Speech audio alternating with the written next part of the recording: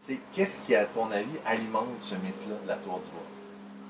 S'il existe. Peut-être qu'il n'existe pas, auquel cas, donc...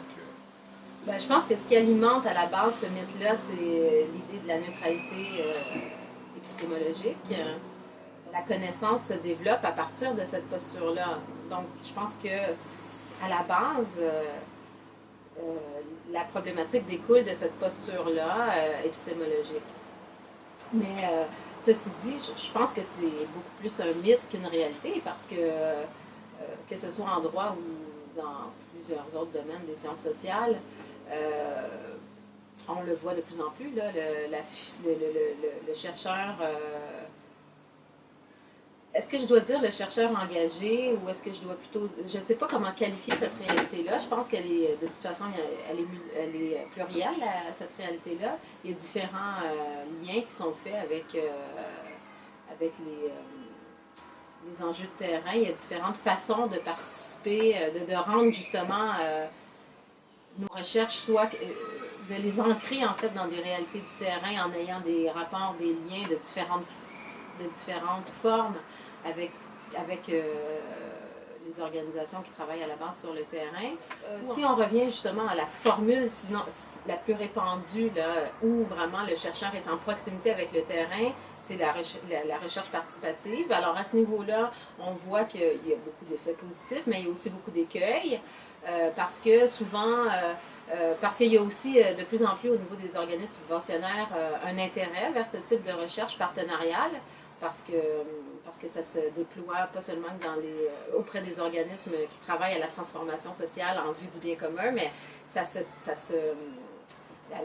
la forme de recherche partenariale est valorisée dans une multitude de domaines, là, y compris pour servir d'autres formes d'intérêt que la recherche du bien commun, je pense. Donc, il y a un engouement un peu pour la recherche participative auprès des organismes subventionnaires et ce qui fait en sorte que certains chercheurs vont y adhérer un peu à la carte. Alors, on va définir la problématique justement dans notre tour d'ivoire, puis ensuite, on va aller sur le terrain pour chercher des données, puis ensuite, l'analyse va se faire et puis finalement, il n'y aura jamais de retour sur le terrain pour partager le résultat des recherches. Ou enfin, ça c'est une forme d'écueil, mais il y en a d'autres. Les organismes qui ont participé aux recherches participatives ont beaucoup de revendications là, par rapport à certains protocoles qui devraient être respectés, parce que normalement, les acteurs du terrain qui participent aux recherches participatives, eux, ce qu'ils réclament, c'est d'être partie prenante à toutes les étapes du processus de recherche, au niveau du développement de la problématique, ensuite au niveau de la collecte de données, de la co-analyse, la co-construction des données, puis ensuite de la diffusion. Donc ça, c'est le schéma un peu parfait qui éviterait donc l'écueil d'un certain décalage entre le chercheur qui est dans sa tour et les enjeux du terrain. Au niveau de la diffusion, donc oui, il y a des enjeux réels parce qu'en effet, les publications dans les revues par les pairs,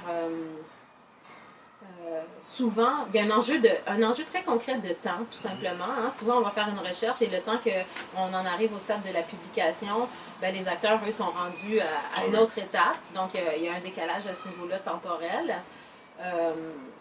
qui est un peu inévitable et difficilement gérable pour le chercheur qui, lui, compose son agenda, disons, repose sur différents impératifs. Mais il y a aussi l'enjeu d'accessibilité.